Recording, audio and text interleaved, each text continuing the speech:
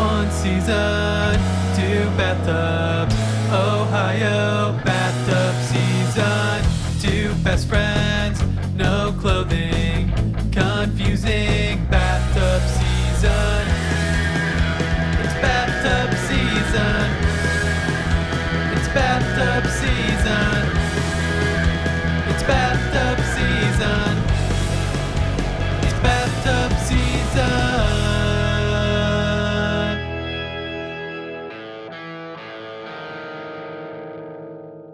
So, Austin, one thing I've thought about a lot this week that I think we need to discuss at some point, and I hadn't considered it when we started this show, is if we get popular enough, people are going to expect us to do live shows, and I don't know how that's going to work. I'm also not sure how that would work. That's like a normal progression once you hit a certain step in podcasting, I think, is you do like a tour, or at least local live shows. And do we just... How? Because I'm butt-ass naked right now in a bathtub with water. And there's two parts of that we can't do live on stage. That's not entirely true. Why? Sorry. Your call was telling me to add video. I can currently see your video. Now I can't. See, that's what's going on. I mean, we can't have that in a live setting.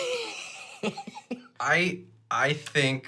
I thought maybe, especially for touring, because I was like, oh, if we just do it in Ohio, then maybe we can buy like some big Tupperware, containers, and we sit in those and just act like we're in a tub, or, buy a cheap outdoor bathtub and use that. But if we're going across the country or the world, we can't take that with us. So my thought was, if we ever get to this point, I know this is like positive vibes out in the world. We haven't even put these out for people to listen to as the time of this recording. But, you got to think these things through. I was thinking we could just have robes on and then have some little tubs and we put our feet in water. So we're still technically bathing and still kind of in the nude, but covered. We could do the foot bath thing. I mean, I've seen bands tour the country with fucking, organs from the 70s. I feel like we could get some bathtubs going around the country, and yeah, but that costs money. I own a van. We just need one more of those. You can't drive a van to London. You can buy a bathtub in London. True.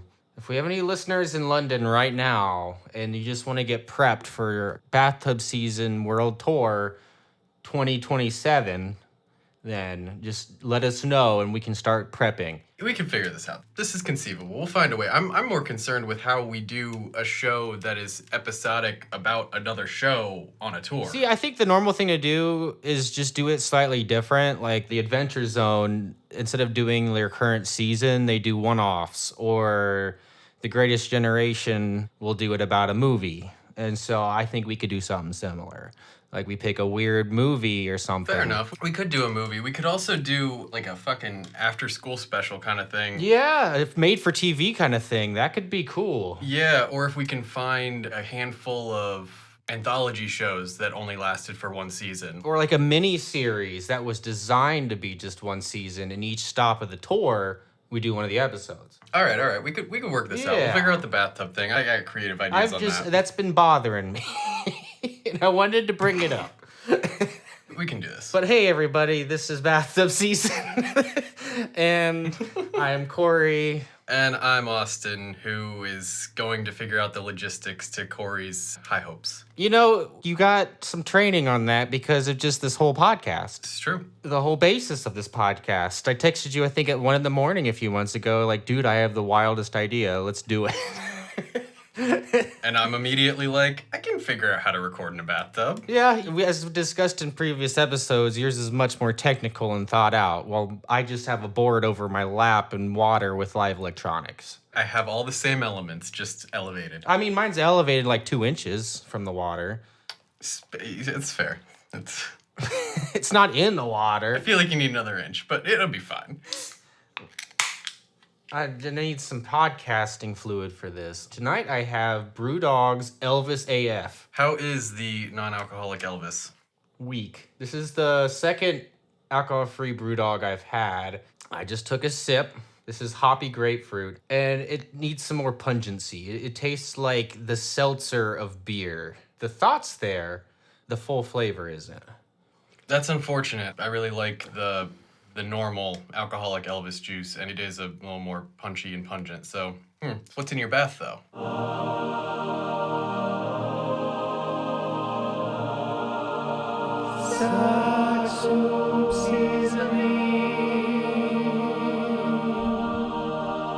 I hate soup. It's the wettest of foods. My sack soup seasoning of the night is another holiday one. I bought a big box of them. It's the thought that counts. Scented bath fizz. Candy cane. 150 grams. I'm just reading off the front of the package. And because I got real pruny last time, I put 2 in. And it's made my water very pink. Lovely. What are you rocking?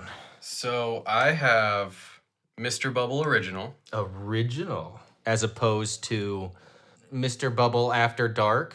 I wish that's what they called it. I don't remember what the other varieties are, but I know that there are like 3 different colored bottles of Mr. Bubble, and I have the original pink one. Oh, this is a bottle situation. Mine's a bath bomb. Yeah, this one's not a bomb. This is straight bubble bath. How is it? It's lovely. I'm a big fan. I've always been a big fan of Mr. Bubble. What does it smell like? I don't notice the smell right now, but if I remember right, it's kind of bubble gummy. Wait, so you don't smell anything right now? No.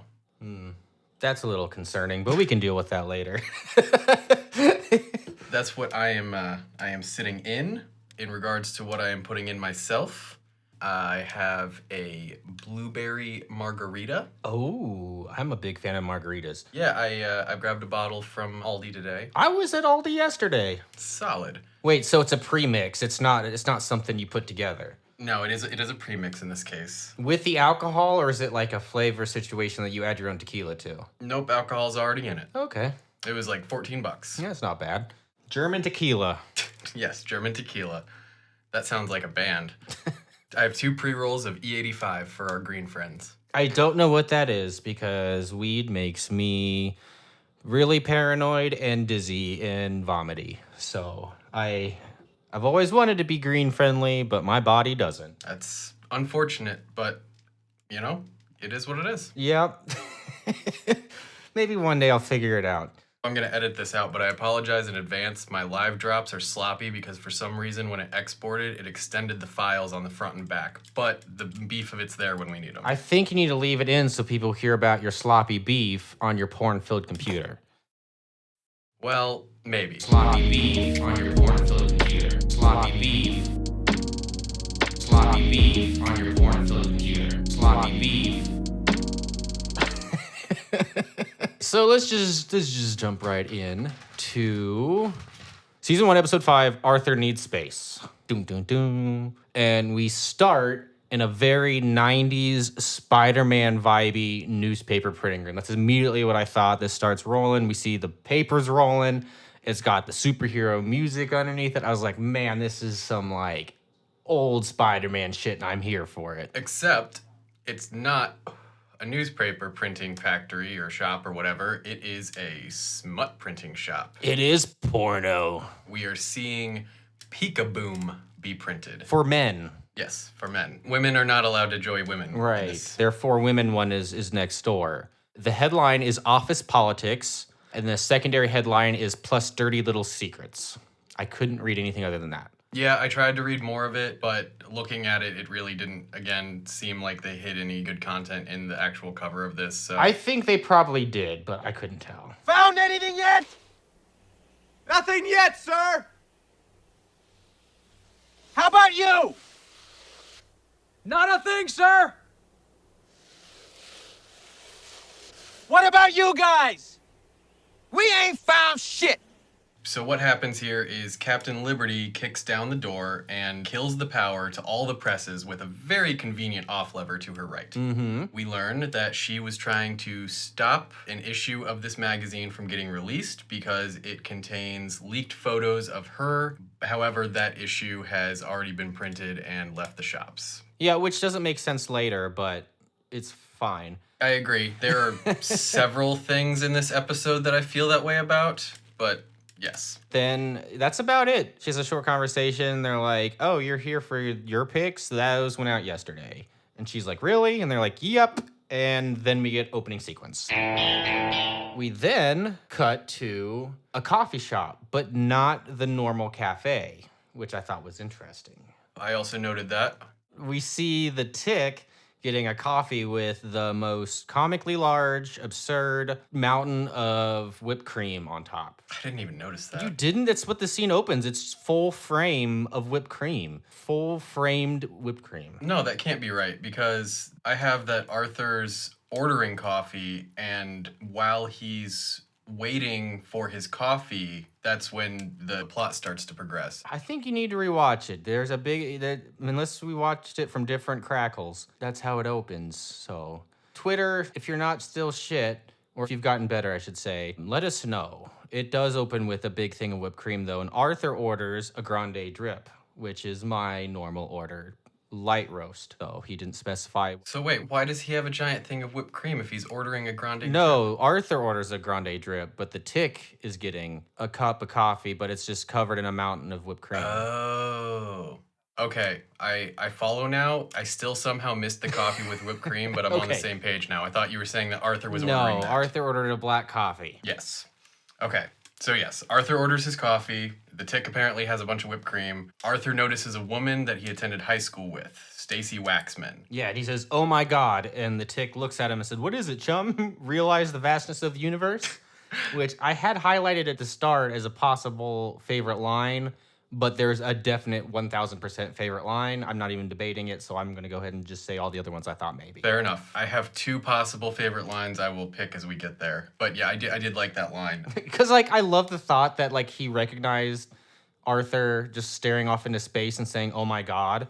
And then the Tick is, like, that's his first thought. So this has happened to the Tick before, basically. Which is big thinking for the Tick, who, wow, is he on one this episode. Yeah, he is on one. But he sees Stacy Waxman, and the Tick goes on his own little tangent. He's like, the Waxman, warming his friends. What does it say? The Waxman burning his fiendish candle at both ends. So he thinks that this Stacy lady is a man named the Waxman, who is an evil villain. Yes, I do feel like you're correct on that, especially after hearing you say it. I don't know that I fully put together that was his full understanding of her, but I think you're right. Yeah, I had to rewind it a few times. And he refers to Stacy as she, but whenever he refers to her as the Waxman, he uses he pronouns. So I'm guessing he thinks she's secretly a man who's the Waxman. And he goes back and forth between Waxman and Waxman. He does. But Stacy comes over and talks to him. Yes. Arthur is embarrassed to be seen in his costume by this attractive woman that was out of his league in high school and realistically still is. She, however, is impressed. Yeah, she's digging him. She likes the superhero thing. He perks up immediately when he realizes that, and he introduces Stacy and the Tick. Stacy Waxman, I went to high school with your partner. Yes, you did, and not a moment too soon. I had What? that one highlighted. Like, That is a fantastic line. I had to write that down. I'm like, what did you just say in response to this? That's even absurd for the Tick, and it's hilarious. Right. Oh dear, there's water dripping out of my notebook somehow. I don't know how it got inside of it. The outside's dry and it's paper. Whatever. Okay. Stacy asks Arthur on a date, and Arthur's like, well, I'll have to change for that. And she's like, don't. Leave the costume on. She is into this. She is. Very much so. And then weird cut, because she asks him to dinner, and then we cut to late at night on a rooftop with the Tick and Arthur eating hot dogs with Batman. Well, This is true. I do want to highlight the transition of this scene, though, because it's a joke they've used before, but I tend to enjoy it. Stacy says, after she tells Arthur not to change his costume, dinner with a superhero, who wouldn't want to be me tonight? And the Tick begins naming villains as they presumably wouldn't want to be around a superhero. I forgot about that. So he's just like, Well, Zordox, for one, Kid Psycho, the a-hole. and that's where the scene ends. Yeah. The scene ends with the a-hole. I had it written down that I love that there's a superhero called the A-hole. And then we come onto the roof where we first see Tick and Arthur standing, and Tick is still naming villains. Eyebrows mulligan, boils brown, and of course, zipper neck. Yeah, so the assumption is that he's been saying it for hours, just listing off all the superheroes he knows. And that is when we see that Batman is, yes, grilling hot dogs. On a rooftop at night, which is something they've never done before, and they act like it's totally normal. And Arthur was supposed to go to dinner, so I guess the assumption was it's just a different night. I was very confused. Did you write down the line about Stacy's size? I know what you're talking about, but I didn't write it down. So Arthur's kind of talking to Tick, kind of talking to himself, just like blown away by this whole Stacy thing. And he says, Stacy Waxman is big. Very, very big. And it sounds like he said this before, because the Tick responds, forgive me, Arthur, but I found her proportions to be rather normal. When does she grow to these gargantuan dimensions? Is it when she's angry or attacked or confused? like she's the Hulk. And in his mind, she's this Waxman is the Hulk. But Arthur's kind of pissed because he's just now realizing that she's only into him because of the costume, presumably. But Batman is saying, lean into it, man. And I agree with Batman on pretty much everything this whole episode. There's one line that I'm like, it's iffy. But Batman was like, dude, just lean into it. You're a superhero. People are going to like you for it, whatever. And I agree. Like, that's what you are. That's your job. People are like bankers. They're turned on by construction workers. And they're not, I mean, there might be a little bit of like, I hope you like me too beyond that. But like, whatever. I don't know. I thought it was kind of dumb. Yeah, I agree. I understand Arthur's conflict fully, but I do too, but to a point. Right. I agree with Batman and I love the way he makes his points in this scene because he's encouraging him not to take off the suit. He's, like you said, lean into it. It's all good. And Arthur's like, you think she's only talking to me because of the suit? No soup for you! Fuck me. Maybe she's into soup too. And you can get some freaky stuff. You got a soup. Wait, shit, I said it wrong too. You got suits on and some soup in bed. Who knows what's gonna happen? You're gonna make a mess. This is what happens with margaritas and weed, kid. So Arthur says, you think she's only talking to me because of my suit? I am only talking to you because of the suit. I'm only talking to you because of the suit. It sucks, but it's true. Batman wouldn't be hanging out with Arthur if he wasn't a superhero. That's just maybe after if he decided to stop becoming one, but that's the relationship. Yeah. This is another episode where Arthur has a bizarrely extreme reaction to something. Last episode, it was the Tick finding a wife, and he goes on a rampage about that. And this time it's because a girl might want to have sex with him because he has a superhero suit on, and he goes on a rage about that. Arthur, you need some help. He's a bit neurotic to have been as judgmental as he was of Friendly Fire. Yeah. But we basically end with Batman going, Then, my friend, wear the suit. Wear two suits. You didn't even have the line that I wrote down. He asks if Arthur's suit has a fly on it, and Arthur replies no. So his suit doesn't have... How does he pee? So, it's funny you say that because that is the next line that I don't have cut as a clip, but I do have written down is that Batman encourages Arthur to use the suit, never take it off even. And then he says it has a fly, no. Arthur says no. Batman rolls his eyes. We are on the same page. And then... Captain Janet drops in. Yeah. And we find out that she actually really digs the pictures. She's totally cool with the pictures themselves. She's got no problem with that. She's really just worried about the leak because she works for the feds and is worried about repercussions with that, and that she doesn't like that she doesn't look like she did when the pictures were taken. So I was worried, I know I said it last week in the episode end, about how this episode would deal with leaked photos of a woman naked and this being released 22 years ago. But almost every part of it was super well done and handled. And that was another thing. She's like, no, I love these pictures. They look great. I just don't want to lose my job. And I don't look exactly like that anymore. And I was like, that's fantastic. Go Captain Liberty. That's true. That was good. And that was the point of the scene, really. There was a line at the beginning that I didn't love, but I'm going to bring it up just because I have a point I want to make later that this kind of reaction ties into. When Captain Liberty drops in, she says, once the government sees those photos, I'm going to be Captain Syria. And Batman responds, what's the problem? They don't like bosoms in Syria? And there's a back and forth that they have about the photos where she's very upset and he's the one that says, you know, what's this really about? What's the deal? And that's when she, you know, reveals that she's worried about the photos affecting her relationship with the employer, and that she does actually like the photos, and that's not the problem, like you said. I totally missed that. So, like, the country Syria? Mm-hmm. Okay.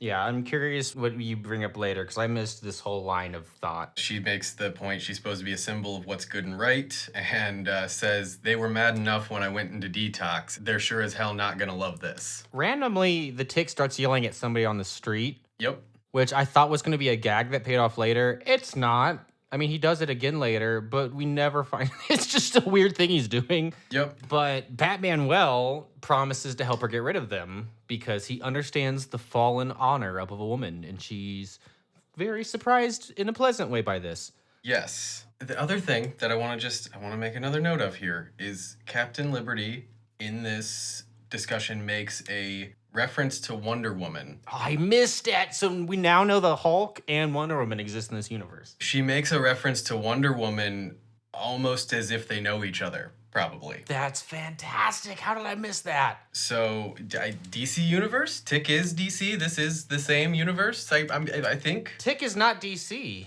He's in the universe. Whatever he's doing. But the Hulk is Marvel, so Man. I guess this is the multiverse. This is the true multiverse. Yeah. The people are craving. This is the big crossover. We have the Tick as Tony Stark. The Apocalypse Cow as Thanos. I'm liking where this is going. I'm into this. We got CL and Wonder Woman teaming up. Yep. Batman having a weird thing with Batman. They become lovers. Winner. But then halfway through, the actor for Batman changes, and Batman is conflicted about it. But they still fuck. Winner. Why not? Going back to the episode, I thought it was great. Batman refers to Captain Liberty's naked pictures as people seeing her national monuments. And I love that, and I'm going to use that as reference to those particular things now going forward. Together we shall see that no eyes lay rest on your national monuments. I support that. I also apologize because while my points about Batman were correct and partially in the correct location, the line about wearing two suits was not. That comes at the end here. Arthur is saying that he feels dishonest wearing the suit to his date if that's the only reason she's interested. Yeah, this is the thing that he keeps coming back to and he keeps getting stuck on, which I get it, but like go on the date and see if it fucking goes anywhere. You barely know each other. It's been how many years? Right, and then Batman was like, how long's it been? And Arthur's like, it's been a while. Yep. So like, dude, go get your dick wet. Like everyone needs that from time to time. Yep, it's right when Arthur says long enough that Batman says, then my friend, wear the suit. Wear the suits." suit. Tick comes back to the group and he says, this is so exciting, Arthur. When do we pick her up? Arthur says, we? And that is part of the conflict for the rest of the episode. We move to the next scene, Arthur's apartment. We instantly kick it off with some more nautical references by the Tick. Wait. Boatman himself. Wait.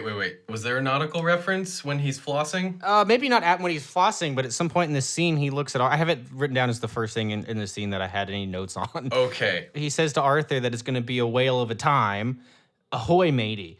And yes. I thought that's what you were referencing. I do have that. That comes later. Unfortunately, we have to have a discussion about something that you apparently didn't notice. Okay. The opening of this scene is fucking bizarre. I remember him flossing. So I didn't notice it the first time I watched it, but when I was rewatching it, I couldn't stop watching it.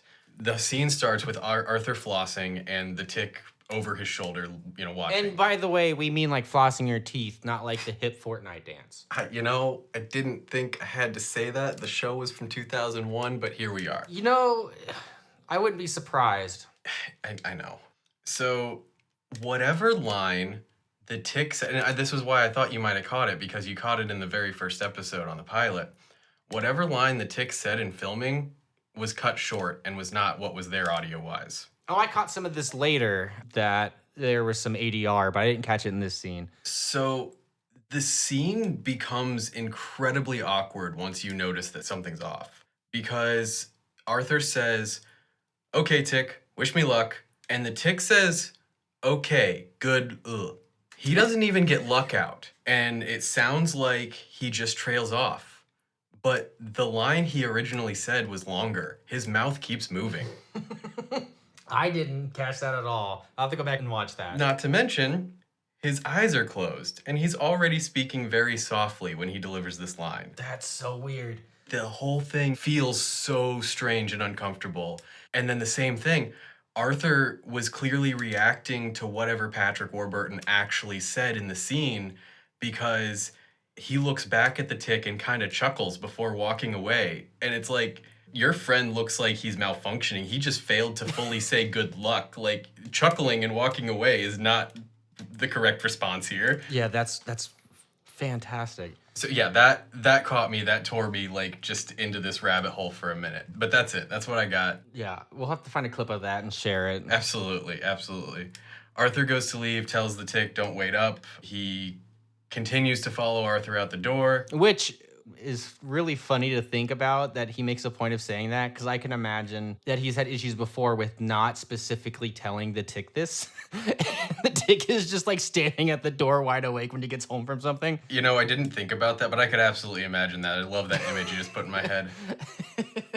The tick is trying to go along with him, and Arthur's like pushing back. Oh, you know, we're a duo. We do everything together. And Arthur's like, we are a duo when we buy slacks together and when we bobsled together. Which, two things, where are they bobsledding? And why is the tick buying slacks when he literally wears nothing other than his suit, even in his vacation photos with his non-wife? Well, I mean, those were photoshopped, so... But he didn't question him not wearing... I mean, I guess he wouldn't. But up to this point, we don't see the tick wearing anything but his super suit. He's the only one who has been in that the entire time. This is true. Arthur tells the tick the things they do as a duo, slacks and bobsledding, and crime fighting. The things they apparently don't do as a duo, go on Arthur's dates with girls. But that doesn't go the way that Arthur wants it to. Tick doesn't understand that he's saying they don't do that as a duo, and he does that solo. Tick says, Trio. So he's looking at a menage a trois situation, if he knew what that was. oh boy, we're getting to that. I do want to ask, is your favorite line from this scene? Nope. Mine may be. Let's go on. We cut then to the date. Arthur is eating the blandest, plainest plate of white Alfredo noodles I have ever seen. There is not a speck of parsley, no chicken, no shrimp, just white gravy looking stuff slopped on top of plain, overcooked fettuccine. I view the opening of this scene a little bit differently than you, so I'm excited to discuss this briefly. But before we go to that, I do want to say that the way the scene before ended was with Arthur giving Tick a key to the apartment. Oh my gosh, yes, I forgot about that. Arthur very directly tells Tick that he needs time away from him to be alone with Stacy. Tick seems unable to comprehend this, or is at least devastatingly upset by it. And Arthur, trying to turn the moment around, I think, and also, make progress with things, creates a moment in the hallway, gives Tick the key to their apartment. Such a fucking beautiful Tick moment again. He's so grateful for the thoughtful gift from Arthur. He says, "Arthur, I haven't gotten you anything." And then he looks down at the key and offers it to Arthur. "For you, my friend." That's his gift. Keep the key. That's when we go to the restaurant. Now, you mentioned how bland Arthur's plate was, but what I saw when I saw this scene, so the whole thing opens with a close-up of Stacy's plate. Stacy's plate looks mostly uneaten. It has a fork on it. The knife looks untouched. It looks like some meat's been removed from this bone, but it looks mostly uneaten. She's not currently eating. She's holding her glass of wine, which is full. Like, it's quite full. Then we go to Stacy's point of view, and Arthur is actively eating.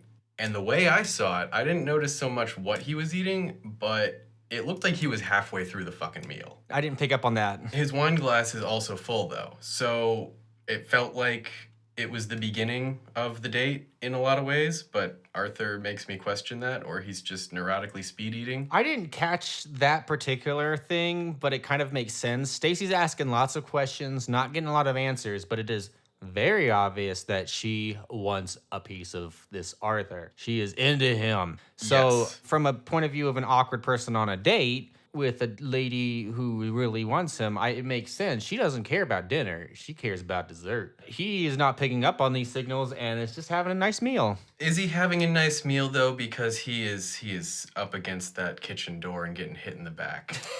I think I could imagine that's just what Arthur imagines a normal night at dinner is, because I could see most of his dinners going that way. They are at a fancy ass restaurant and he is just taking a door to the back all night. Multiple times. And that's pretty much the scene. We cut to Batman-Well and CL. They're on a stakeout. In a car. Batman-Well has a super cool pink car. This is like 50s era. I'm not good with that era cars. I'm good with 70s and newer cars, but not anything that old. But this is a cool, sparkly pink convertible, 1 billion miles long, and it is just cool. As soon as this scene cut, I was like, wait, is this Batman-Well's car or is this CL's car? And Batman-Well's driving. It's a cool car. Is it not the same convertible that they're driving around with the Immortal? Oh my gosh, I think you're right, but in this different lighting, because that was all harsh street lighting. This is like moody alleyway lighting. It looked totally different, but you're right. It is. It looked corny then. It looks cool as hell in this scene. For sure. I don't know if you have too much for this scene. I actually marked it as kind of being a throwaway, mostly there to foreshadow. My one iffy line that said this whole episode is in this scene. CL's like, Batman-Well, what are you really up to here helping me out? And he says, Batman-Well is a jealous ex-lover. If he cannot see you naked, nobody can. Yeah, not the worst thing to say, but also kind of creepy. And then immediately afterward, Captain Liberty basically says the exact same thing. She says, I don't know if that's romantic or super creepy. So they recognized it immediately. It's actually this line that I wanted to come back to, which is why I brought up the cereal line, is this response from Batman-Well feels very on brand for Batman-Well. Yep. However, it does not track with their previous conversation. The way that he was responding to Captain Liberty being upset and the questions he was asking and whatnot, like, yes, he jumped to help her, but it really doesn't align with how he was reacting prior to knowing that the magazines weren't on the streets yet. See, I don't really see an issue with that. I see that more as, him just trying to, play it cool around everybody. And then when he's, just him and one of his best friends being a little bit more open. Because that's really how the question is asked to him. It's like, why are you really here? Like, you were acting very Batman-Well before, but what's the real reason? And then, but you did something surprising, which was weird. What's going on? They're kind of best friends, ex-lovers, but also kind of best friends. And I just saw it as him just being open. Maybe I just feel like there would have been more of an initial reaction, even if he did stifle it to not come off Batman-Wellian. But he reacts so very quickly, acting like, hey, what's the big deal kind of thing. So it feels a little disconnected to me. Yeah, I can see that. But that's where the scene ends. We then cut to Arthur and Stacy outside of Arthur's apartment. Arthur asks for another date. She is in. Yep. And then they go in for a kiss, and when they're about to touch lips, Arthur turns his head and walks away. Yep. Which was weird. He nervously chuckles and waves to Stacy, who still has her eyes closed at this point, expecting lips, and he just walks away. Oh my gosh, there's a firefly in here with me. Sorry, it almost landed on me. That was terrifying. Sounds like good luck. And then she's like, what are you doing? This is your apartment. So I read that as he's had bad date ends before, and his gut reaction is to just wave and walk away. Yeah. At the same time, she was 1,000% clearly leaning in for a kiss, and he could see that. It's not like he was like, hey, am I reading the signals wrong? Yeah, no, 100%. So it was weird. His reaction to Bale was, again, I get it. They were making a point of his character and how neurotic he is and how, everything. But he asked for another date. That was reciprocated. He went for a kiss. That was reciprocated. And he walked away. But yes, she calls him back, tells him it's his apartment. He says, I guess I can still go for the kiss. Fairly smooth, but also you shouldn't be in this position, bud. This is something you've created. And she says, a kiss from a superhero? We can start there. Again, clearly fucking into it. Yeah, she wants that moth dick. I just had a thought. I don't know what a moth dick looks like, and I don't know if I want to. Yeah, I would avoid Googling that one, bud. Yeah, might be put on some lists at that point, but maybe the good kind of lists. Probably not. Probably not. Then we have another quick cut back to the car with Ciel and Batmanuel. Batmanuel finishes a big gulp and has to piss. He goes behind some bushes, but is facing out, which I have never, ever done while peeing outside. You always face away, but he's facing the road. I mean, he's behind the bush from the waist down. You're gonna, piss into nothing. You're gonna water the plants. Yeah, but face the bush, but with your back to everybody. Yeah, maybe. It just seemed weird to me. But while he's peeing, I was like, come on, get back. The delivery truck is leaving now. And he's like, well, I'm still peeing, and they miss it. But this is what I was referring to earlier. They said that the newspapers already went out. It was yesterday's copy. You're correct. It doesn't make sense why they would still be on this truck, what this truck was doing if it was just driving around the city for the last 24 hours. Yeah, because if it was printed the day before, it would have gone out that morning. I don't know. I think this was bad writing. I think they wanted this scene and didn't know how to unwrite their fuck up. Yeah, I don't disagree with that at all. As soon as the bat dick comes out, the smut truck passes and they miss their opportunity. I hate when that happens. And then we go to Arthur's apartment where Arthur and Stacy are on the couch about to get to kissing when Tick bursts in the door. Tick! He says a whole bunch that I didn't understand. Oh, you're talking about when he first comes in the door. Yes. Like I said, I watched it 10 times with closed captions on. I don't know what he's talking about. He's talking about some hardwood. Okay, so... It sounded like he was referring to pooping at some point, but I'm not sure. And I think he refers to his dick as the incredible Mr. Schlang. Oh my god, I love that explanation so much better, but I do know what he's talking about. I unfortunately don't have the line. I actually thought that you might have it, but this is even better. The Tick is coming in and he's holding the key, which he used for the first time.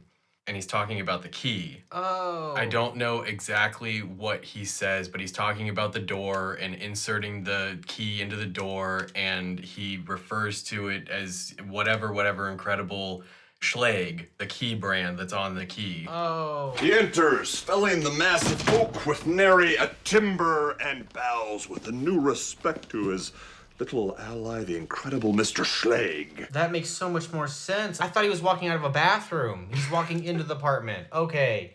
That's why I was confused. That is incredible. That makes so much more sense. The Tick then, after saying a very reasonable line apparently, he sits very awkwardly close to Stacy and Arthur on this couch, which looks more like a love seat, and gets in close and starts talking to them, saying really awkward things. And Arthur looks at him and is like, hey, can I talk to you now in the bedroom? Basically, you're harshing my vibe, man. If you're edged because I'm wheezing on your grind, it's just chill. Because if I had the whole Brady Bunch thing happen at my pad, I'd go grind over there. So don't tax my gig so hardcore, Custer. Well, and it's perfectly understandable that Arthur would feel that way, not only because the Tick has busted in on his date, not been able to read the room, and sat on the couch with them next to Stacy, but when Arthur defeatedly says, Tick, you remember Stacy? His response is, well, of course, yes. I heard tell that Arthur was such a horse's patootie in high school that you wouldn't give him the time of day, you time-hoarding wench. What the fuck? Doesn't understand social cues. Tick is fucking unhinged this episode, dude. But you know what is also unhinged is when Arthur and the Tick then get up to go talk in the bedroom. Yep. The actor playing Arthur totally has a boner. Uh-oh. Boner alert. Full on. Nothing's hiding in that spandex. Did you catch that? So I completely missed that. I was a little too focused on the fact that they went to have a private conversation in the bedroom, and the bedroom is maybe 10 feet away from Stacy on the couch, definitely within earshot, and the door is not closed. I think that's more for the filmography of it, but that is a wild thing. You would think to close it. I didn't even think about that because all I was thinking about was that Johnson. Corey's thirsty. Yep, full stand. But so Arthur's like, dude, what are you doing? And the Tick is like, oh, just making conversation. Arthur demands that Tick leave because Stacy wants to sleep with him. Tick says, really? She seems wide awake. Then he says, Tick, you know what I mean. Do it. Then Tick says, We're all doing it, Chum. That's what we do. We do it. Do what? Therein lies the mystery. I wasn't going to stop you because it's such a good line, but that is 100% my favorite line from the whole episode. That's the one? That's the one you went for? That's the one. That's a good one. That was actually not one of my two, but that's a good one. I want that on a t-shirt. We're all doing it, Chum. That's what we do. We do it. Do what? Therein lies the mystery. It's so mysterious, but nonsense, but deep at the same time. And he goes on these, like, just repetitive rants a couple times in this episode. So we learned that the Tick doesn't know what sex is. Yeah. Arthur says, I mean have sex, when he keeps responding like this. And Arthur leaves the bedroom, slams the door, leaving Tick inside, which feels like the opposite of what he wants. He was telling the Tick to leave, and he's now shut him in a room inside of the apartment he doesn't want him in. Regardless, the whole time, Stacy's been in the background preparing to leave, and the scene ends focused on Tick, alone in the bedroom, and he says, sex. Huh, that sounds familiar. No, actually it doesn't. Couldn't have put it better myself. That was way better notes than I had. Then we go to the diner booth. The regular diner. Yes. Captain Liberty and Batman Well enter, joining Tick and Arthur, who are already there. Captain Liberty's saying, don't talk to me, to Batman Well. Thanks to you, my picture's gonna be in every dorm room in the country. And then Tick has another great line. I say, well done. I say, let tomorrow's white-collar criminal stare well into the teats of justice. Yep. Batman Well asks Arthur about his date. Arthur says, thanks to the Tick, she went home annoyed at 10 p.m. 10:04, Chum. Remember, I was playing Shout Out the Time. Here's my summary of the unseen part of the scene before. Arthur attempted to salvage the date and might have been successful, but Tick remained in the bedroom and at some point began shouting out the time. He may not have been in the bedroom. He may have returned to the living room and just started shouting it. That's even worse. I'm assuming he's in the bedroom. I like the idea of that better, but I wonder how soon after Arthur shut the door did he begin shouting? How many minutes of this did Arthur and Stacy endure before she left? And did Arthur try to stop him? I have questions. I didn't even think about it. I just was like, that's a weird thing for the Tick to do. But, you know, as you spill it out, that is a scene I would have loved to have seen. So then Arthur admits the Tick might have done him a favor because he feels the super suit gave Stacy expectations that he can't meet. Batman, well, once again, I cannot relate. And then the Tick laughs loudly. Oh, wonderful story. Seriously, is this dude okay? Like, what the fuck? Everything Tick in this episode, I'm fucking concerned. See, I read that more as him just trying to, like, you know, like, oh, like, you know, I know what sex jokes are. Ha! That I get that. That's how I saw that. I read it as him just, like, he didn't... I found it strange, too, but I also thought it was just a funny joke of being like, ha, yeah, I know what that means. Maybe. We are then back at Arthur's apartment and find out the Tick can speak French. I also have that note. The Tick thinks he's talking to Arthur, trying to, you know, like, yeah, I know what sex is. It's you fighting crime with Stacy behind my back. We also find out that Arthur hasn't taken his suit off in 7 days, which is concerning on many levels because we know that Arthur is okay with taking his suit off. He apparently sleeps in it. He also apparently doesn't have a backup. Nope, no backup suits. You know, Batman was like, dude, just leave the suit on. Apparently he does. All the time. Yeah, he takes instruction well. Has this been a week? I don't know. I don't know. It was at this point that I paused the episode for something and I looked down and I was like, oh my God, I've only watched 11 minutes of this 22-minute episode. And it's been so long. I have so many notes written down. And now I'm looking at our call and we've been on the phone for an hour. Jesus. Talking about 11 minutes of television. That's insane. But it's fun. It is fun. I think that's pretty much it for that episode. Not episode. We're only halfway through, kids. Oh my God. The way we talk about this show, you'd think it'd be a movie per week. I know. I'm concerned about the next whatever show we do that's longer. I even, like, consciously this episode tried making notes and not stopping at every little thing Being like, okay, we need to be faster with this. We gotta be quicker with this. These are only 22-minute episodes. What are we gonna do when we get to a full 44-minute show? And then it was at this point, like, I fucked up again. I don't know how this happens. Yep, it's impossible. Basically, we find out that Tick thinks, like you said, that Arthur is trying to fight crime with Stacy, and Arthur tells the Tick that he's seeing Stacy alone tonight. Then we get Captain Liberty passing a construction site where most of the men are sitting down looking at her pictures. She beats them up and takes their magazines. Yeah, it was a pretty cool song. Like, it was pretty generic, like, metal, quote unquote, in the background, but like, it was pretty good. I wrote that down. I was like, this was pretty, like, badass music to play as she beats up these construction workers. I did note that we see in this scene, she got a centerfold. She did. She's got 3 pages worth for this picture. She did indeed. Those national monuments are in full view. We then cut to CL's apartment again. We find out it's her and Batman. She gets a call. She's got a disciplinary hearing from the government for this incident. Then the Tick shows up, and Janet and Batmanuel decide to have the talk with the Tick. Yes. I do want to note that when Captain Liberty gets the call about this disciplinary hearing, Batmanuel says, "I'm impressed. I didn't know the Pentagon read Peekaboom." I liked that. That was good. Yeah, they've got their inside sources, if you know what I mean. Absolutely. So they sit down, the Tick, on the couch to have this very important talk with a grown man. Yes.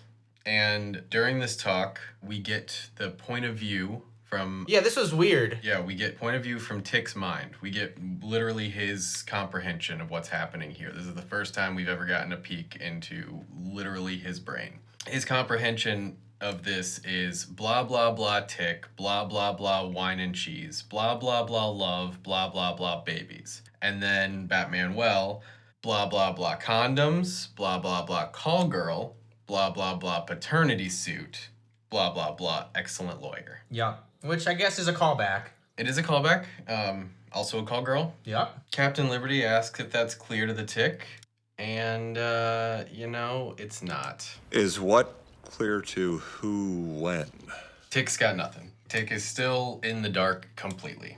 Then we get a weird scene, which I thought was going to explain him trying to figure out sex more. Such a strange scene. I don't know what was happening. I also thought he was trying to get answers on sex, and I believe that's probably the setup intention of it, is that, he sought out a place that said sex, and he was approaching it because sex. Yeah, so what's going on is we see the Tick walking down the street saying a bunch of very great lines. I didn't write down any of them, but he says some great Tick things. And he basically walks up to like a porno store. It says sex and some other things in the window. It's either that or a gay strip club. Was it? I think it might have been. I'm not 100% though. Because he's talking to 3 men who at least one is in a fishnet shirt and is talking to them and annoying them, just saying wild Tick things. And one of them is the one in the fishnet's like, does one of the other you want to deal with this? Because this guy's already annoying me. So I didn't know, are they prostitutes? Are they pimps? What's happening? I don't understand. Okay, so here's how I took this scene. I 100% took this scene as this is a gay strip club or adult club or something. These are 3 gay prostitutes outside of the club. They think that the Tick wants to fuck. He thinks that they want to fight crime. He believes they're superheroes when he approaches them, and they're posted up on this street corner to fight crime. The one comments, does one of you want to take him? He's annoying me already. I took that as, does one of you want to fuck him? No one wants to fuck him. Tick leaves. He just walks away. Want a date? So for being the inebriated one, you have such a clear vision of what's going on in this episode than I do at all. This is the 5th time this has happened. Maybe we all need drugs. Maybe I do at least. It was just a really weird scene, but your explanation makes way more sense. I had no idea what was going on, honestly. But everything you just said makes so much more sense. Yeah, that tracks. That tracks. Okay, now I feel better. I do. I feel better inside. Good. And out. Good? The bubbles and things? The bath bomb? Yeah, I also don't smell it anymore. I didn't really smell it when I put it in. These are like super cheap ones. It's still pink. Fair enough. So we go to Captain Liberty's discretionary hearing. Yes, and there's a general who has a great SM-57 mic, which is a weird choice for this situation, but I respect it. Captain Liberty makes an unconvincing claim that she believes the photos were taken by a spy. Well, one thing first, before even that, as the general is basically giving her like a rundown of how horrible this is, what's happened, we find out that she is the symbol of everything that is good in this nation. That's insane. Sure. I didn't write that down, but you're right. You're not wrong. That's in what? What is she doing then? Like, she's just in a diner all the time, hanging out with these three weirdos, making out on rooftops, sleeping with famous superheroes who are very public, and kills a man. She's the symbol. She should be like doing speeches and book signings. What is this nation we're in, and who is she? America, and maybe she's not the symbol for all that's good and right, but that she's a pretty accurate symbol of America. True. So yeah, she claims that a spy took the photos. Batman intervenes to address the court. With 3 different arguments, which I wrote down the gist of all 3, and they're all pretty good. The first one is that America the Beautiful is the national anthem, which is not, but I see where he's going with that. America's Beautiful, have the symbol be a beautiful woman, it works. They're not a big fan of that. Yeah, it does work. I like Batman response. He says, your national anthem, is it not America the Beautiful? The general says no. And he says, that might be a mistake, but it's not for Batman to judge. He's not wrong. I mean, that's a way better national anthem than a song about war. But I digress. The next argument is, don't we have a Freedom of Information Act, General? And they're not buying that either. Well, that's what allowed him to continue. Oh, I thought he was arguing that because we have a Freedom of Information Act, she could have information out. Yeah, he was saying that the Freedom of Information Act, because she's a symbol, I think, is applied to Captain Liberty, and the lawyer or whatever on the government side, so to speak, objects, and the general actually overrules. And Batman, says thank you and is allowed to continue speaking. That makes more sense, too. I thought it was just another argument for why she should be set free. But again, I missed something very important. So his last argument is, we are an open society, are we not? What are we saying for the symbol of our nation if she can also be open? Pretty good argument. Yes. Even if the freedom of information was an argument, it's because I had written down he had 3 solid arguments. Batman is a great character. He is. Every episode, he grows in my mind more and more. I've come to very much enjoy Batman. He ends his second, whatever, however we want to look at this argument, by saying, in fact, isn't it an insult? She isn't naked right now. That's another good argument. And this is after he's taken the position that it's only appropriate for Captain Liberty to be photographed nude. Underpants! So the hearing ends for deliberation, and we see the generals look at the Captain Liberty layout of the magazine sitting in the general's lap, and the scene ends. Yep, we then go to Arthur in the laundromat. Cool opening shot of the camera inside the washer, which we see a lot of, but it struck me, I don't know what it was that was different, but it was just cooler than normal. I mean, they had it fixed to like the engine, the motor, so like it turned with it, and it was real quick, so it wasn't like nauseating or overdone. It was just kind of cool. I wrote that down. I back that. He's kind of talking to himself. He's talking himself into he's not going to wear the super suit that night at him and Stacy's date. You know, he wants to see if she's into him or the suit. I didn't even fucking catch that. Yeah, no, he's having like a full conversation. It's not like, it's pretty short. It's a couple lines, but he's like, I'm not gonna wear the suit tonight. I'm not gonna do it. And he's looking at his other clothes he's got hung up that are ready to go. But he looks out the window and sees that Stacy's walking in to this laundromat for some reason. I don't think she even has anything on her. I think she was just walking by and she paused to talk. She paused to talk on the phone. That makes more sense. He sees her walking by. He is a little mini freak out, panics, opens up the washer and starts throwing on the super suit. The lady who works there is like, what are you doing? It's not even dry yet. I can lend you a quarter, Sonny. And he's not even paying her any mind and just throws on this sopping wet suit and starts talking to Stacy. Yeah, because Stacy some point notices him, and as soon as he wrestles this suit on, she's in front of him. Then we jump to Captain Liberty's apartment. Batmanuel and Captain Liberty are laying on CL's bed, discussing what she'll do if the verdict comes back against her. Badass duvet cover. It's a full American flag. That would be some fucking if you had that on your bed. That'd be some patriotic sex right there. We've seen this before. The Immortal was wrapped in it. You're right. Is it the same one? Oh my god. It may be. They're laying there talking about that, and the Tick comes up, leans over their faces, and says, "Help me. Help me understand what Arthur's thinking, what Arthur's feeling." And Batmanuel says, "Janet, you don't by chance have any hand puppets, do you?" Which is a joke, but I think would work way better than anything they try. Perhaps. Then we go back to the laundromat. Stacy's talking to him as he's sopping wet. Yep. And says some things like, "Arthur, are you sweating? Like, you don't want to shake my hand?" But it's like, Stacy, do you not see that this man is wearing sopping wet clothes? It's a very obvious thing to see, especially if it's white. You can probably see his dick. And it's unbelievably exaggerated. He's pouring water off of himself. Though, I don't know if that's exaggerated. Have you ever put on a piece of clothes when it's right out of the washer but hasn't been in the dryer yet? It's like that. That's fair. It is a whole suit. I don't remember why I've done that, but I've done it a few times. A few. Not even just... Anyway. Stacy really wants a hug. Like, she comes up to him. She really wants a hug. And Arthur's trying to avoid it. And he says... "Stacy, I can't hug you. Why? Because my suit is sopping wet, but that's not the reason. The real reason is that you don't want to hug me at all. All you want to do is hug the suit. But if you want me, you have to want the man inside the suit." Arthur's pretty slick in this scene, for once. Stacy assures Arthur that she does want him. She wants to be the one sopping wet. She does. The suit is just it's a hot bonus. But she asks, "Did you think I was that superficial?" And this is the one point Arthur's like, I'm not sure what to do.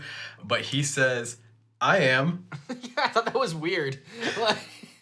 I'm like, that's an insult. Like, I get what he's trying to say, but in the context of the conversation, it's quite mean. Yeah, not a great response, but somehow it goes over all right. Like, I think he was trying to say, I'm overthinking things. I see superficial things. I'm not liking you because you're hot.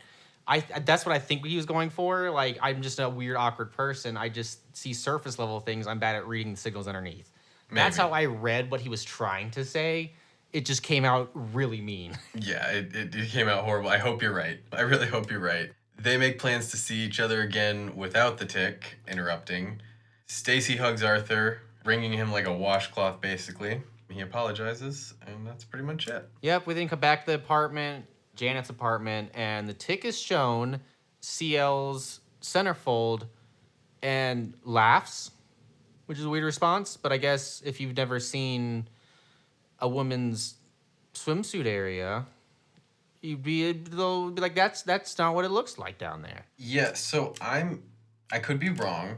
She does hand him that magazine, but I'm going to assume she handed him not her centerfold. I think you might be right with his line. Yeah, his line is he laughs, again, very fully, very heartily, and comments amidst this laughter, "This fella has bosoms." Yeah, so I'm guessing you're right. Yeah, I did note that, but I think they should have made that clear, because you could also read it as the Tick sees her as a man. That's it. Einhorn is Finkel. Finkel is Einhorn. Einhorn is a man! It's also true. That's true. We go to Arthur's apartment. Stacy and Arthur kiss. Arthur's wings come out of his suit, and he flies backwards halfway across the room into the bedroom door and says, "Again." Again. They're both some freaks, I think. For sure. All right, Arthur. Not gonna yuck any yums. Get that moth boner wet. We then cut to... What a strange thing we were doing, Austin. But we cut to the Tick walking down the street at night, and he sees, you see it in movies all the time. I don't think I ever saw one in person, but it's like a TV store or electronics store, and there's a bunch of TVs in the front window, and they're all playing the same thing. And this one just happens to be playing a nature documentary about praying mantis sex and how the female eats the male after copulation. And he freaks out. He's like, oh my gosh, I need to save my friend, and runs off. And at this point, I kind of was thinking that's where the episode was going as well. I thought that she might actually be like a supervillain in disguise, and that's why she's so into him. And I was like, oh shit, that's this whole lead up to the episode. The chick just accidentally figures it out. That's way too deep for this show. I don't know, because that was like, that would make sense then why they would have this scene. But that I thought that might actually be the case, that she's secretly a supervillain. But he runs off. We cut back to the hot kinky session. So I liked a couple of Tick's lines on this one. When he was walking down the street to begin with, before he got to the storefront television, he's saying, what is it? Is Arthur doing it? Is it doing Arthur? What does it want?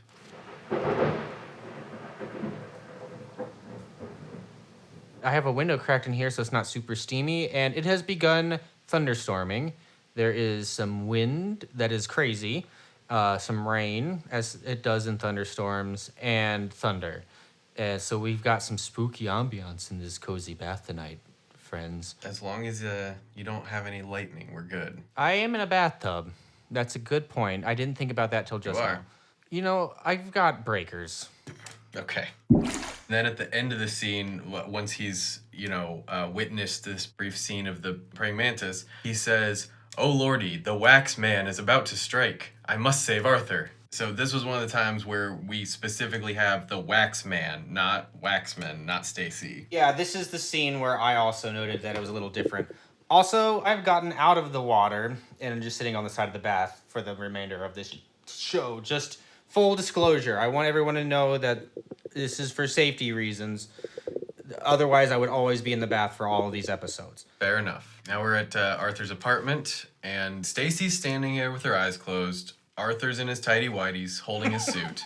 He lays it in Stacy's hands and reveals himself to her. Did you also think he was naked at first? Yes, they definitely framed it that way at first. They frame it like he's fully naked, which I think is a very cut for laughs, very 90s aughts humor in a way where it's like, oh, he's the awkward guy because he wears tighty-whities and long white socks. Yep, it was tighty-whities and white socks, yep. Which now I think more so is shown as like a sign of confidence in my mind.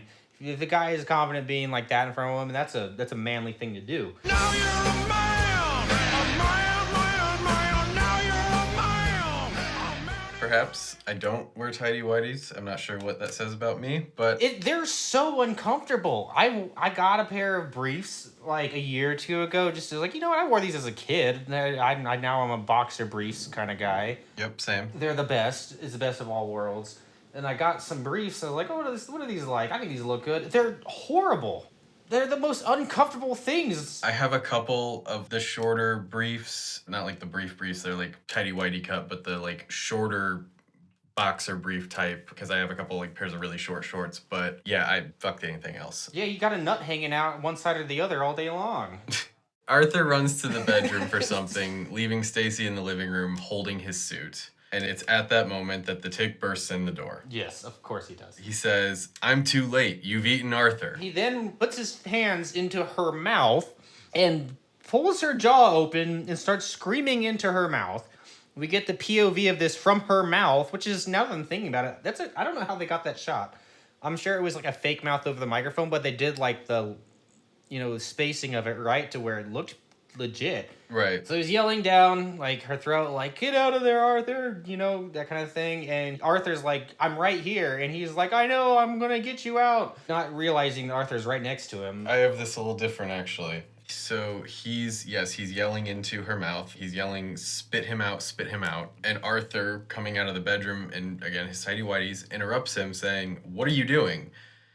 And he says, hey, quiet, buddy. Can't you see I'm grieving here? No, that's later. At some point, Arthur says something before then, and the tick makes the assumption that it's coming out of her stomach. I don't have it written down what it is, but I have it written down that happened. Huh. I didn't get that at all. Because, at that point, she, freaks out, leaves, and he is just distraught, talking about how his friend's gone. Arthur's talking to him at the same time. The tick's responding, and then Arthur puts the suit back on. He's like, "Oh my God, you're Arthur." So he didn't recognize him without a suit on. Yeah, this was another weird scene because, like I said, he yells at Arthur, says, "I'm grieving here," and then the tick yells Arthur into Stacy's mouth, and Arthur yells, "But I'm Arthur," and the tick yells, "Shut up." And then I'm really unclear about what happens here. It looks like Stacy kind of like hits him and breaks free. But it also very much seems like the tick just lets go because once she's free, he's just standing there. So like at first I was like, did he realize it's Arthur? Like, did he let her go? Like what? I don't understand exactly what happened there. But she leaves very quickly, and the tick, like you said, he thinks he failed to save Arthur. He thinks he's dead, and Arthur's literally yelling at him while putting his suit on, while the tick is standing there thinking that his friend is dead. And then, yeah, the tick turns around and sees Arthur in his suit and says, "It's you, you're alive." Yeah, the tick is being extra tick this week. It is something. So then they're on the rooftop with Batman Will and Captain Liberty. I hope this is a regular thing. I like this rooftop thing they're doing. I do too. Who doesn't want some wieners on a roof? Everyone wants that. So Batman Wells looking at Captain Liberty's magazine. He tosses it aside when she drops in. The tick is in another shouting altercation with a ne'er-do-well on the street below, as he was earlier. And we learn that Arthur may have patched things up with Stacy because he's seeing her tonight. But at some point, they're describing what happened, or the assumption is that's what they were talking about, and Batman Wells says that it's because he took the suit off, which is true. If he had the suit on when the tick rushed in, none of that would have happened. I didn't think about that, but you're not wrong. Because he's like, yeah, it's because he took the suit off. So I guess also the assumption with that is that Batman Well leaves it on during. Full body condom style. It would certainly seem from most of the things that he said that Batman Well leaves the suit on constantly, permanently, 24/7. We have seen him not in the suit once, though. It was the late night phone call with Janet. Twice. We've seen him not in his suit twice. Oh, yeah, when he got the dog. Yep. But yeah, it seems like generally he's a never nude. He's always in the suit. You've got to promise not to tell anyone this. Okay. He's a never nude. And then a weird ending because, Arthur says he's, taking Stacy out again. And then last line is the tick basically doing the thing he did when they first met her and like, when are we picking her up? Like, he forgot everything that just happened. And then the episode ends. Yep, this one also has a scene that plays over the end credits, but this one was not an additional scene. It was just an extended cut of the mouth scene. I was low-key when this started hoping it was bloopers of that scene. But it wasn't. Nope. They're still figuring out what they want to do with the credits. Yep, just a long cut. That was the episode. The whole thing. Did you like this episode? This was my least favorite so far. What? Absolutely. Why? I had a hard time with this episode. It had too many issues, and it felt a little disjointed, and the tick was not just the dumb tick. Like, he felt completely unhinged to me throughout the entire episode. It didn't feel like the rest of the episodes, which we've experienced before, but this time it didn't feel like in a good way to me. Weird. I felt the complete opposite. This, in the last episode, this felt like it had the same vibe as last episode, which I said was like I really liked, and this felt the same. Like, it felt well made and, for the most part, thought out. There was some issues we talked about. But to me, I love this episode. The whole time I was watching it, I was like, again, they've knocked it out of the park. It's not as, like, laugh out loud funny as the first two. But this is something I'd want more of compared to how I felt in the first couple episodes. There were very rough edges on the first couple episodes, but I would have gladly taken an entire season that felt like the first 2 or 3 episodes. I also very much enjoyed the 4th episode that we both agreed felt different, but in a good way. But yeah, I felt like this one felt less thought out, less well put together. There were a couple parts of it where I was just like, does what you're saying even make sense? There were a little bit of that for sure. So this one's ranked the lowest for me so far, and I hope that the next one is better and feels more like either episode 4 or episodes 1 through 3. Well, I disagree. I really liked this episode. I think another reason why I really like this episode is because they're finally giving some solid character development to Captain Liberty and Batman Well. They kind of started that last episode. It's always been super deep B stories for them, and I like that they're finally fleshing these characters out, where in the first couple episodes it felt like these were just weird caricatures. Sure. And I'll definitely agree that I appreciate the development that's happened with those characters that, hasn't been exclusive to this episode even, but, certainly exists more because we're here now. It was just, I don't know, something maybe with the story, something with the writing. I'm hoping it was just episode specific because I've been enjoying very much so far. Part of it too is I think approaching this from a podcast standpoint, I think I mentioned to you possibly before we started recording, I felt like I had a hard time taking notes on this episode. I felt like I had a hard time knowing how to write things down, and I ended up actually writing a lot more dialogue just because that's how I needed to reference the exchange that happened. There's nothing super important in the dialogue, but I also don't know a better way to summarize what's happening. It's so interesting because actually that's the opposite for me. I usually have a billion lines written down, and this episode I had mostly generalized ideas of what the scenes were for the same reason that you're describing. Interesting. My mind worked the opposite way. Very interesting. Where I usually write in quotes, in this one I wrote in generalities. So apparently, if for some reason we feel the need to switch our note-taking style, we know we'll probably be on opposite ends of how we feel about the episode. Yeah. So apparently also our minds when are writing these notes are like yin and yang or dick and balls. Just opposites but needed together. Yep. Because the balls are the opposite of the dick. Do we need to have a conversation? Do we need to have the talk? I'm really loopy today. I don't have any hand puppets, but... I've been sober for 5 months now, and I'm really proud of it. I'm just sleep deprived. No sleep! Did you find yourself a wet, sloppy line? I know how you kids like 'em sloppy.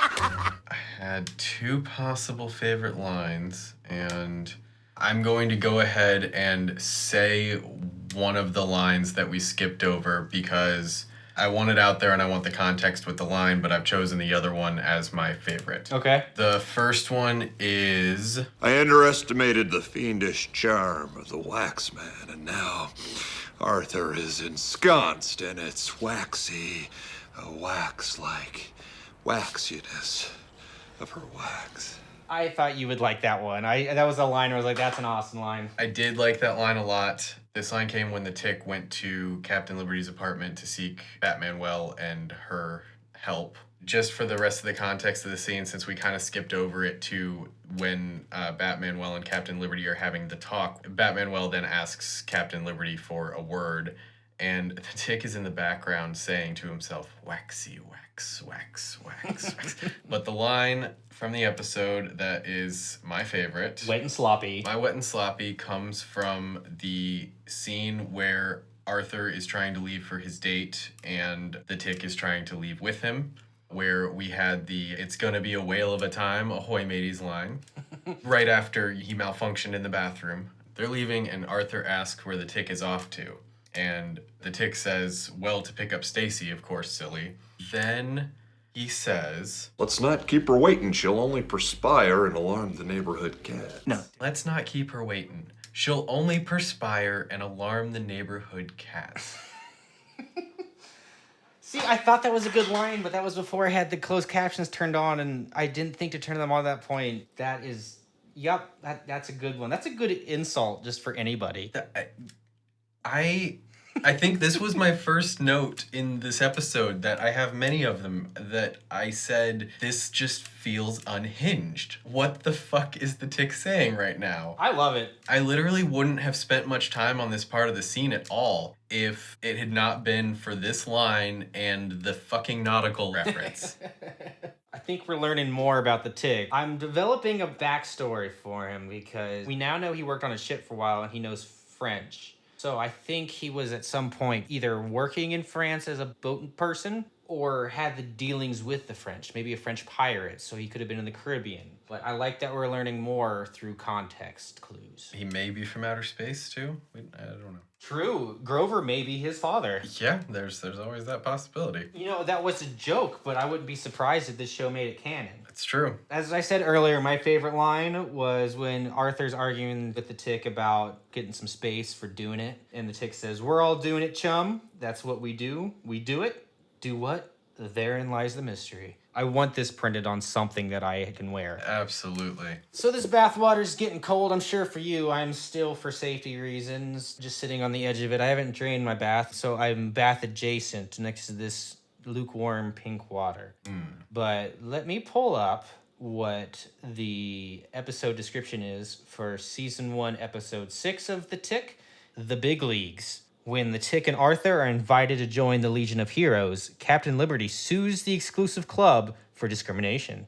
That sounds like a great plot for a Tick episode. Does indeed. Last week's had me worried about this episode. Turned out I was wrong because I loved it. And you hated it, so I guess it was right for that. But this sounds like it has a lot of potential. Is the Legion of Heroes what the Invincible Man from episode 2? The Immortal Reference to Captain Liberty. I don't remember, but you might be right about that. It was something like that. It was indeed. I don't remember if he gave a name, but it might be the same thing. We'll see if I do research on that. Probably not, because I'm going to continue my weird nighttime routine and keep being sleep deprived.